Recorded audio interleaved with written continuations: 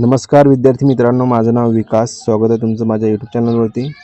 तर आज आपण बघणार आहोत की कोकण रेल्वेची जी एक्झाम आहे त्याबद्दल खूप मुलांचे डाऊट होते. ते डाऊट आपण बघणार आहोत. जसे की मी तुम्हाला 4-5 जे पॉईंट आहे ते दिलेले आहे.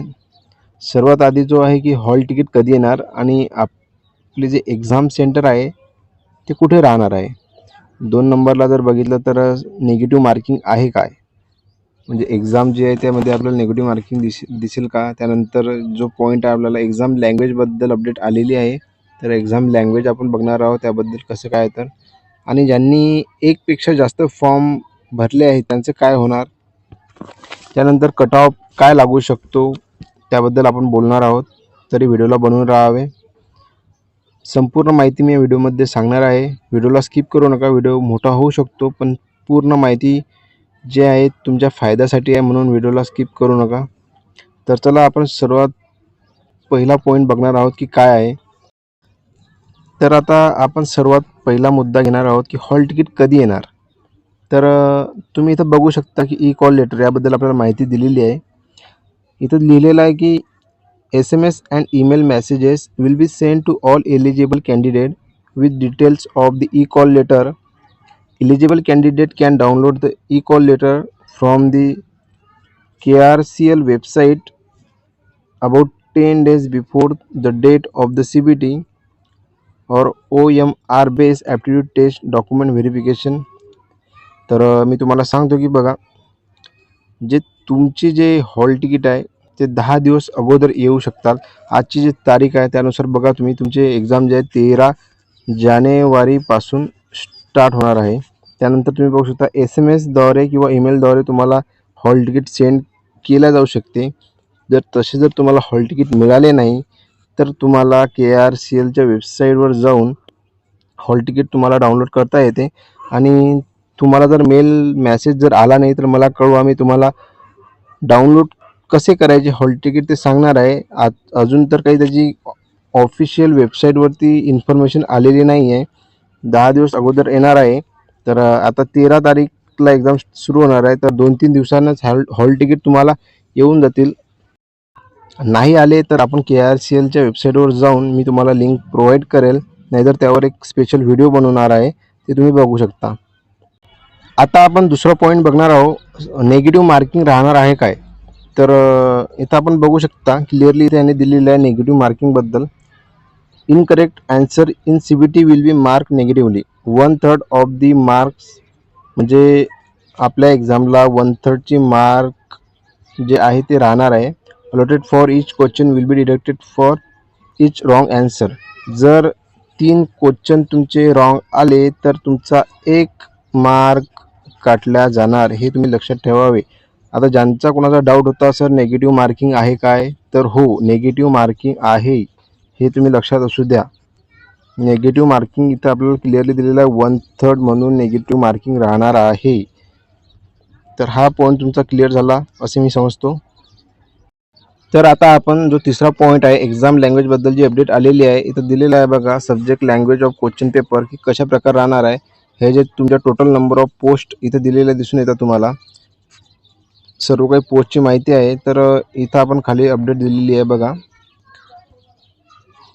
English is the default language. In case the candidate wishes to choose any other language, then the same can be selected from the drop-down list of languages. The languages listed are Hindi, Marathi, Konkani, and Kannada. In case of any difference, discrepancy, dispute in the question between English and the option language, the content of English version shall prevail. तर तुम्ही इथे clearly बघू शकता की जे English तुमची जी language आहे ते डिफॉल्ट म्हणून राहणार आहे.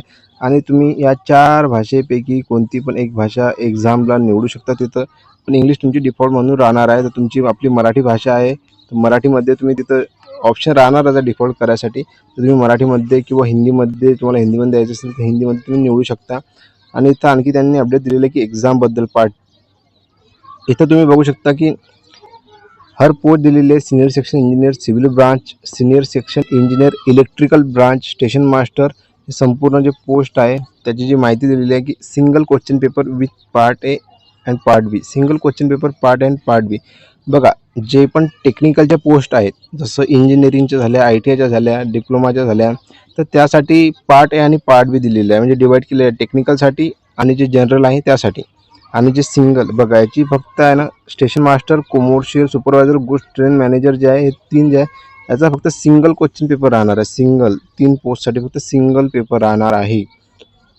त्यानंतर टेक्निशियन मेकॅनिकल, टेक्निशियन इलेक्ट्रिकल याचं पण बघा, पार्ट ए आणि पार्ट बी. आणि जे पॉईंट्समॅन आणि ट्रॅकमॅन आहे त्याचा फक्त सिंगल क्वेश्चन पेपर राहणार आहे. आणि असिस्टंट लोको पायलटचा पार्ट अँड पार्ट बी आहे, हे तुम्ही लक्षात ठेवावे. आणि आता आपण चौथा जो पॉईंट आहे तो पण यामध्ये बघणार आहोत की एकपेक्षा जास्त फॉर्म ज्यांनी भरले त्यांचं काय. म्हणजे जर का तुमचा पॉईंट्समॅन आणि ट्रॅक मेंटेनर जो फॉर्म आहे तो जर रिजेक्ट झाला असेल आणि त्याच्या व्यतिरिक्त जर तुम्ही टेक्निशियनचा, स्टेशन मास्टरचा, लोको पायलटचा जर फॉर्म भरला असेल तर त्याची एक्झाम तुम्ही देऊ शकता.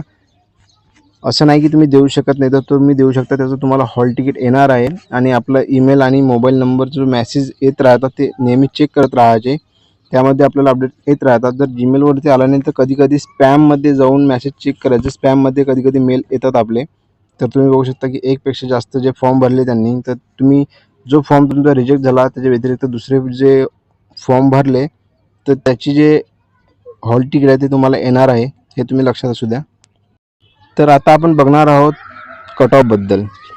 तर बघा, प्रिव्हियस इयर कट ऑफ जो आहे त्याची जो डेटा आहे तो आपल्याला काही मिळाला नाही आहे. मी खूप शोधला आहे KRCLच्या वेबसाईटवरती, पण त्यांनी जो डेटा आहे तो डिलीट केलेला आहे. आणि तुम्ही जर बघितलं तर 190 जागा आहेत फक्त.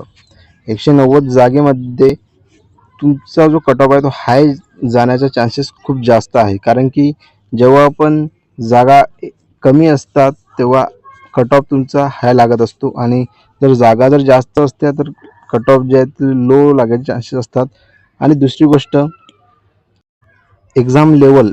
आता एक्झाम लेवल कशी येते ती आपल्याला माहिती नाही. इझी येते, मॉडरेट येते की हार्ड येते. आता त्यामध्ये पण कन्फ्युजन राहणार आहे, कारण की याआधी ज्यांनी एक्झाम दिलेली आहे कोकण रेल्वेची त्याला हे माहिती असेल, पण आता आपल्याला तर माहीत नाही आहे की एक्झाम लेवल कशी राहणार आहे. तर तुम्ही बघू शकता. तरी पण तुम्ही स्वतःला सांगून चला की आपल्याला 75-80 प्लस घ्यायचे आहे, कारण की जागा खूप कमी आहेत. आणि हर एक पोस्टसाठी बघू शकता तुम्ही इथं टोटल दिलेले आहे जागा. फक्त जे ट्रॅक मेंटेनर आणि जे पॉईंट्समॅन आहे त्यासाठी जरा चांगल्या जागा आहे, 35 आणि 60 खाली दिलेलं आहे. त्यानंतर बघा तुम्ही बाकी जर बघितलं तुम्ही टेक्निशियनच्या, स्टेशन मास्टरच्या, असिस्टंट लोको पायलटच्या 15, 5, 5, 15 अशाच जागा दिलेल्या आहेत. म्हणून कट ऑफ जो आहे तो हाय लागायचे चान्सेस आहे. पण जर एक्झाम लेवल पेपरचा जो पॅटर्न आहे आणि तो जर टफ आला, आता बघा प्रत्येक पोस्टसाठी प्रत्येक एक्झाम लेवल वेगळी राहणार आहे. कारण की काही पेपर जे आहे टेक्निकलचे आहे, तर काही 10वीच्या बेसवरती आहे, काही जनरल आहेत. फक्त जनरल सायन्स आहे, मॅथमॅटिक्स आहे, आणि आपलं जर बघितलं तर रिझनिंग राहणार आहे. आणि काही पोस्टला जर बघलं आपलं टेक्निशियनच्या पोस्टसाठी आपण बघणार आहोत की पार्ट आणि पार्ट बी आहे. म्हणजे टेक्निकलचा पार्ट आहे आणि टेक्निकल झाला की जनरलचा पार्ट आहे. तर असे पार्ट राहणार आहे, तर तुम्ही हे लक्षात घ्यावे. म्हणून तुम्ही घेऊन चला 75 प्लस 80 अबव, हे असे काही जे माझ्या मते तर या लेवलचा तुम्ही अभ्यास करून ठेवा. आणि केला तर काही हरकत नाही आहे, कारण की सिंगल बेस एक्झाम आहेत आणि ही अशी अपॉर्च्युनिटी खूप जास्त येत नाही आहे. आणि तुम्हाला जर याची जर प्रिव्हियस इयरची जर क्वेश्चन पेपर बेसिक सायन्स वगैरे पाहिजे असेल तर मला सांगा. मी तुम्हाला त्यावर एक व्हिडिओ बनवणार की बेसिक सायन्सचे जे क्वेश्चन आहे प्रिव्हियस इयरचे त्याबद्दल डेटा मिळाला आहे आपल्याला, तर मी त्याबद्दल एक व्हिडिओ बनवू शकेल. जर तुम्हाला पाहिजे असेल तर बेसिक सायन्स, मॅथ कसं येते, रिझनिंग कसं राहणार त्याबद्दल आपण एक व्हिडिओ बनवू. जर तुम्हाला प्रिव्हियस इयर क्वेश्चन बघायचा असेल तर मला नक्की व्हिडिओच्या कमेंट बॉक्समध्ये कळवा, जेणेकरून आपण पुढील व्हिडिओ नेक्स्ट तोच बनवू. आणि जर मला कट ऑफबद्दल आणखी काही अपडेट मिळते तर मी लगेच तुम्हाला व्हिडिओ प्रोव्हाइड करेल. तर व्हिडिओ आवडला असेल तर लाईक, शेअर, कमेंट करा आणि सबस्क्राईब करायला विसरू नका. धन्यवाद.